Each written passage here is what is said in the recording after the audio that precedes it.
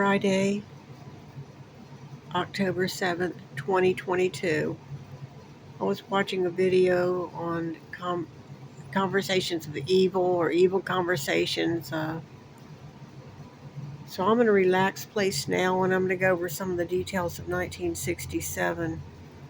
In the tape, there's a man who may have glimpsed Janice Ott and Ted Bundy walking to the top of a Volkswagen.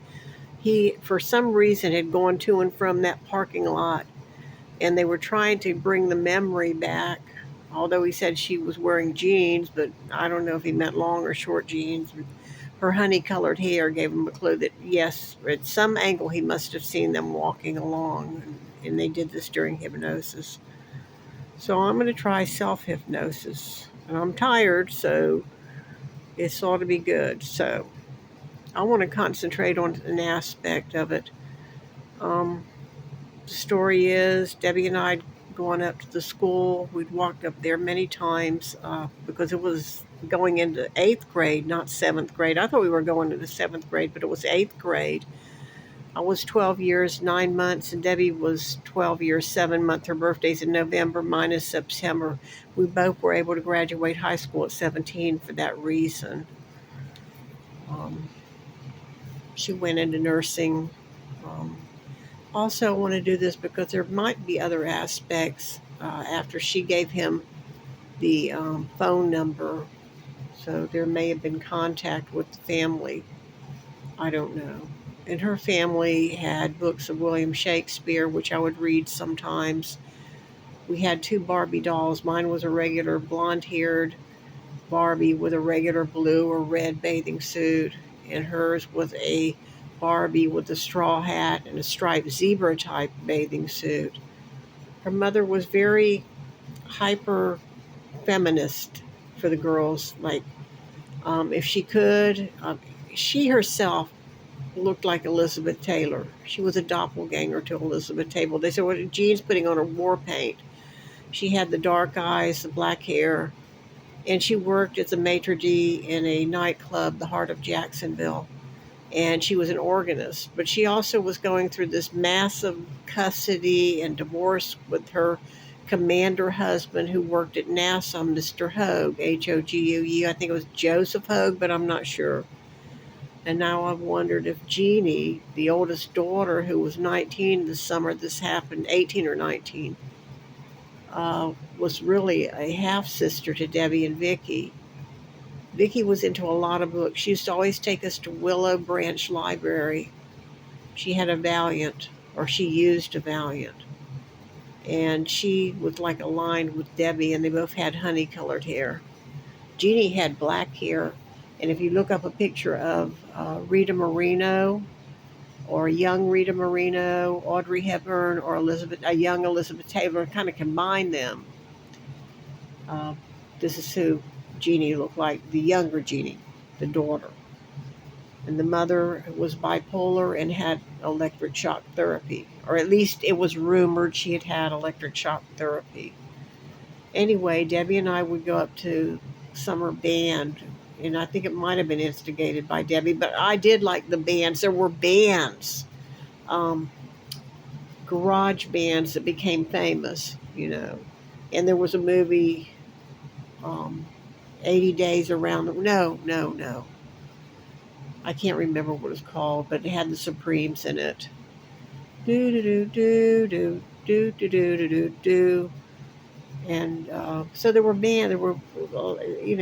girl bands, boy bands, singers, So go ahead, and I'm gonna take clarinet, like Benny Goodman. There was a Benny Goodman movie. I said, yeah, I'll take the clarinet. And I don't know where Mother got the clarinet. And I had not even looked at the clarinet. That's how new it was to me. It was a used clarinet. Black case. The interior was purple velvet.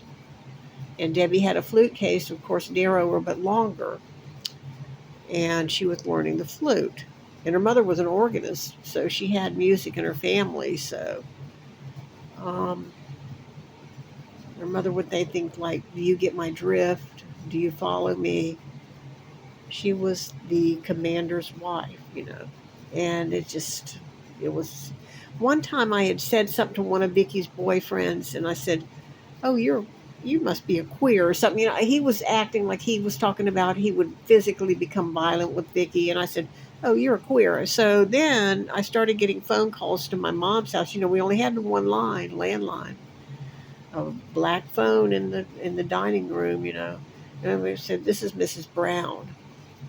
Well, it wasn't Mrs. Brown, it was Mrs. Hogue. And she said, "You shouldn't call men such and such." Well, I didn't know what it was. I could have said bastard, but bastard seemed like a bad word. I could have said, son of a bitch or something that. You never say that. So queer had a double meaning. And at the age I was at, I was childlike, which that woman could not understand. She couldn't understand that you might be childlike from 12 to 19 to some people. But she didn't get that because all her girls were sexualized. Let's think of Patsy Ramsey and little dresses that are cinched at the hip, and it just, that's just the way she was. I don't know why the woman was like that. But, you look at her, she had leopard skin. And, I mean, we're talking like Kim Kardashian's family. And they may not like me saying, but there were clean clothes. And there was 4 women in the house. There were clean clothes, dirty clothes. She decided to raise German Shepherds. Anyway, one time when I worked at JSO, I was still working at JSO in 75, and I got there in May of 75 and worked till November of 77. And I won't even go into details. I had my own emotional dramas. But I was working in the booking office because there was this mandate to try to control the amount of prisoners that were, they didn't want prison overcrowding. So if they had too many DUIs or DWIs, they were called back then, and too many problems, fray, and different things, then there would be overcrowding in the jail, and that wasn't going to be allowed because of Judge Scott or whatever. So you had to enter the docket numbers in the booking office. So I was a dispatcher with NCIC, but I had to cross the street and go into the jail to enter the dockets. And, one lady left a bunch of dockets from every day. She'd leave all these dockets. I didn't just have my docket, I had hers. And sometimes a longshoreman had been put in there and everything. So I entered the dockets, and I ended up having to testify against the judge's son. So, my name was Mud anyway. So anyway, leave jail. But Mrs. Hogue had been arrested for disorderly intoxication or driving while intoxicated, I guess. And because she was a mother from the neighborhood, I never liked the persona of you're like a right-wing police person. But anyway, because she was one of the mothers from the neighborhood, out of respect, and she was going to be released on her own recognizance, I think I stayed over that morning. So it was like 11 to 7, and I stayed over 7, 8, 9 o'clock so that I could drive her to her home. And I thought, well, I'm going to drive her to Aldington, 4110 Aldington. It's Debbie's home. But no. And this would have been 75, 70. They no longer were in that home, and she had gotten an apartment, at Confederate Point. And so that was very strange. And I was an enemy to her because, she was the type of woman that would have said, "Do you know who I am?" If the policeman was arrested. That was something I would never say. I said, "Yes, sir, what do you need me to do?" But she was the type, "Do you know who I am?" or something, whatever. Anyway, I think of Liza Minnelli looking. That's who Jeannie looked like, a little bit like Liza Minnelli. Anyway, so moving on. What was I going on? There were books in the back of the Volkswagen, and one of them was a black Bible book. And I say that because, a Bible has a line. There are chapters on the right and chapters on the left, and a split in the middle. This book was very similar because when I got in the back seat, I looked at the book. I don't know what he was doing. It must have been traffic or something. I don't know because it wasn't that far, but I looked at this book. And on the right-hand side were what I'd call at the time as a 12-year-old in 1967, hieroglyphics. Now, if you ask me, it would be like Arabic, Cyrillic, some kind of writing, maybe Russian. It wasn't something you could read. It was little circles and lines and different things, swords and stuff. It wasn't Arabic, though. A lot more like more like little circles and balls and things and lines and stuff. So, and then on the right, I guess was English, but I just put it down. I don't know what this is. And there were books back there, and I've been trying to remember. There were other books that were glossy, enamel colored. Look at my shelf over there. If you can see far enough, there's a mathematic book for third graders or something I picked up in Ortega. Somebody would throw it out. You can't throw that out. Random House or something. I don't know. See the blue one? There was a large coffee table looking book like that. I'm going to go in my mind. I see blue and I see gold. Goldish, not gold, but like wheat color, like straw and blue. And that book was there too. And for some reason, in the center, I see a purplish blue figure of like an oriental pose of some kind, oriental type hat. It was, you couldn't make it out, but it was sort of a purple blue, and there was a wheat colored thing the man was standing in, and then above him was like a blue, some kind of oriental looking book. I'll move it aside. Then there was a golf shirt, and I moved it because it was, I didn't want to step on it. I got in the back. I didn't want to get in. I told Debbie, no, it's just pretend. We're just pretending. No, we're just pretend. Debbie, is just pretend. And at some point, while all this conversation with him was going on, she had passed him a note. Now, this is odd because it was a bright red, ruby red. It might have been a 65 now because I've researched and I shouldn't have. But the latch on the seat was low. It was not high. It was low and on the bottom part of the seat. And you had to push it forward some kind of way for the top of the seat to fold down, to get in. Because the seat would fold over on itself and you could climb in the back. And I do remember from real concentrated, real calm, that I had helped my dad with a 63 Bel Air. I'd helped my dad with a 48 mint green Hudson. I'd help my dad wash it, help Dad wash the car. Dad's working on the car, and I'd be out there with him. He'd talk about the different tools and no metric. He didn't like metric. And he had standard wrenches and things, and he'd change his own oil and stuff. But I would wash the hubcaps and wash the car. And because of that, he also had like a 57 Chevrolet. It was aquamarine and white. And then for some reason, it had a baby blue, a royal blue, sort of a midnight royal blue. And it seemed like the back windows had aluminum over the window, or they were just plain ass, excuse my French, that's Miss Sexton. Forgive my French. That's something she would say. Anyway, she had English ivy growing. She had the carport enclosed, and it was white and black house, and she had the English ivy growing up. She had Drambuie in the house, which me and Debbie child as a children. But back to the walk. I was going to say the windows were sealed different than the Volkswagen I approached. The Volkswagen I approached seemed to have a black rubber band around the back windshield. The bumpers were chrome. It was a color called ruby red. I was saying it wasn't orange like that. That's got too much orange in it. It was more of a crimson, like you'd see on a nurse's uniform way back in the day. The little red cross the nurses would wear, a little button. And it was very unusual because this is not a metallic car. It was,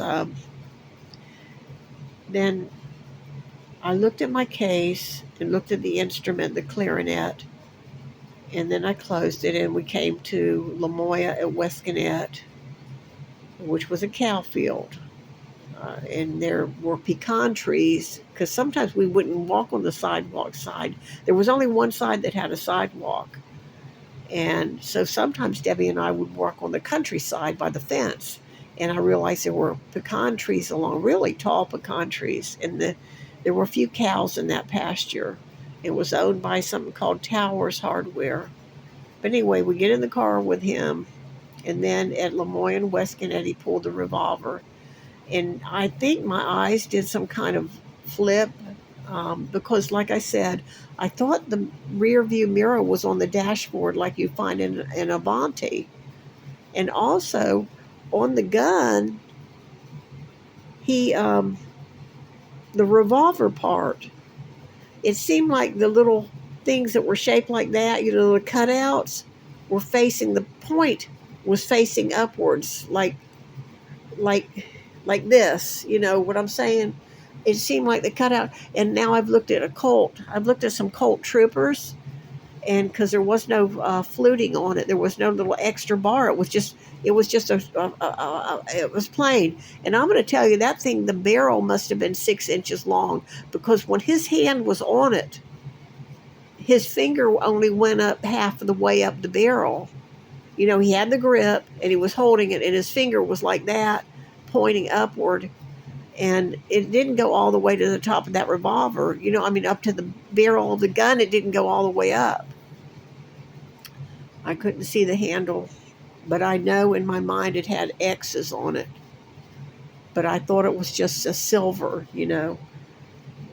And so after he did that, I said, "What is your name?" And he said, "Theodore." And I said, "Theodore?" Because the guys in our neighborhood, if you were Walter, you were Walter. If you were Gregory, you were Greg. If you were, Stoney's Stoney. But you see what I'm saying? The teacher was Geraldine. She was Jerry, So, William was Billy. Michael was Mike. So Theodore, I never heard of Theodore. And I said, "Theodore?" And I said, "Well, what is your last name?" I'm trying to be as childlike as I could. But my eyes must have flipped a little when I saw that gun, because I swear the pointy part was pointing up. But I look at a gun now, and the pointy part is pointing down. The little cutouts that go around the actual revolver part, it seemed like they were pointing northward, to the ceiling. So I don't know. Does that help with the make of the gun? Because I looked at Smith & Wesson Model 10 was a police gun, and I looked at Colt Troopers, because I don't remember there being a bar. I said it was just round, But then his finger may have, he was tan. He did not have any hair on his chest particularly. His body was built slender like Billy Powers. His wrist was slender wrist, and he had black wisp of hair on his wrist. His fingers were narrow. He had long, surgical-looking fingers. He was tan. And I remember, before all these stuff happened, I remember thinking, how do you have a tan in this first part of June, How could you be tan already when summer's just starting? That's the way my mind. But anyway, then I said, after I said that, I said, "What is your last name?" And he said, "Bundy." And I had just learned that my clarinet was called Bundy. So I said, "Oh, your name is Bundy, like my clarinet, and your gun is silver, like Debbie's flute." And that's the only time I acknowledged the fact that he had the handgun. Seemed like there were black mats on the floor. It didn't have carpeting. And now this is something that's odd to me, is because it was a bright red Volkswagen. There was like a black running board, like a step-on board thing that ran along the sides of the car. And there was no back doors. There were no seat belts that I know of. I've described the books. The steering wheel was white enamel, and it's very large. That's when I noticed his knees and realized, well, this is a young guy. He was more like a teenager than a 20-year. He would have been 20 years, 7 months. But he was more like a teenager. And the way he looked was mostly like in the lineup, with that contemplative look. And then when he fired Minerva, there's a place where he's turned away from Minerva. And both of those, somebody said, "Well, who did that look like?" I said, "Well, to me, it looked like Rob Lowe." This was years and years later. And, my mind goes all the way back to 30s, all the way up to 70s and 80s. And I said, "Who did he look like?" And I said, "We look like Rob Lowe a little bit." His lips, his nose, his particular nose style, the way his eyes were almond shaped. But I didn't think his eyes were blue, because years later I went up to Jeb Stewart and was going to look in the old Jeb Stewart. I've got a 50-year reunion tomorrow. Wish me well. I don't want to die going there. I hate driving. I don't know why we have to go down to the Golf World Village when we graduated at Nathan Bedford Forest here in Jacksonville.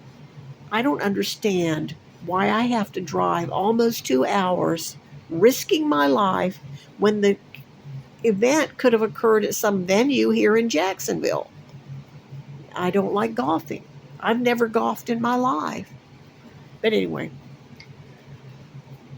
trying to remember. At one point when I was at the stadium and it was real quiet, it seemed like I remember the little bags on the side of the I was going to say about the glove box. It didn't match the color of the car. It was tan, and it was flat. It was flat. It was very. My dad had cars that were bodied by Fisher, Impala, okay, Bel Air, 57 Chevy. They had some, the Hudson, they had some elegance to them. You step in, it says body by Fisher, and I don't think that any of his glove box were that primitive. It was very primitive glove box. It was just flat against the thing, and it had like a primitive latch, like a bar. And it seemed like at one point he had reached over and done something with the glove box. The stick shift was between his legs and Debbie, and it was white, like a white pool cue, kind of that ceramic-y material. The steering wheel, of course, had the Deutsche mark in the center. I'd never been in a Volkswagen. Well, I'd been in Mr. Capel's Volkswagen, but this was a bright red Volkswagen. And he patted that, when we took it, like he looked around a certain way with his chin, and it was like he was treating the car like a Boy Scout would treat his equipment. It's like, oh, this is a good car, whatever. And like I said, his haircut was straight across the back, very wavy. He said, just move the books. When I said, there's books back here, he said, just move the books. Just move the books. And then, I don't know. I know I looked to the windows right and left when he said Theodore, I think, Theodore. And then years later when they said somebody named Ted, if that came in, I wouldn't have known.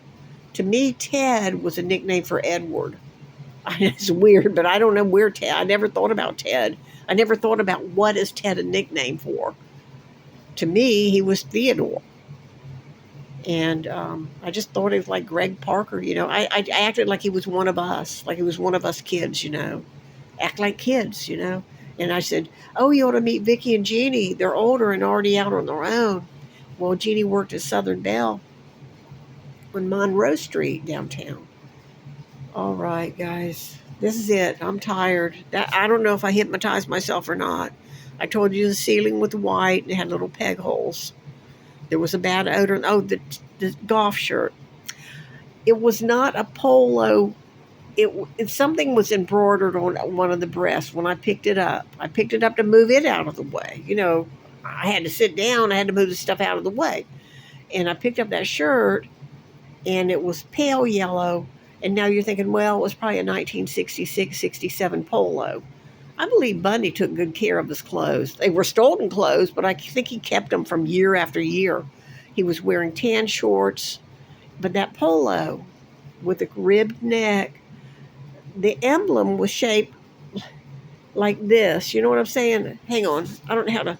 It was shaped like a little bad shape, or I shouldn't say that, but like an emblem. You know what I'm saying? Like like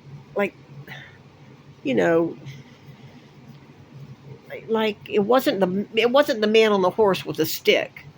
It wasn't the polo guy. It was see that fan up there? It was an oval shape. Yeah, like an egg, something like an egg shape.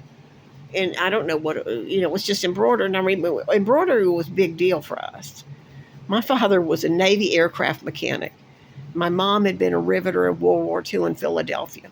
And so we didn't get it. The only time I encountered embroidery is we had these little onesie jumpsuits. They were cotton, and that was our gym suit. And we'd get one or two pairs of those, and we had to go down on Park Street in Riverside to this embroidery shop and have Mary Conley, embroidered on there. So that was our extent of embroidery. My dad didn't wear embroidered nothing. My mom didn't wear anything that was embroidered, And my dad wore Navy T-shirts he had left over from the Navy. And he wore a jacket he had from the Navy until we had sheets from the Navy until finally your toenails would rip them apart. So my parents were very frugal people. All right. Good night, guys.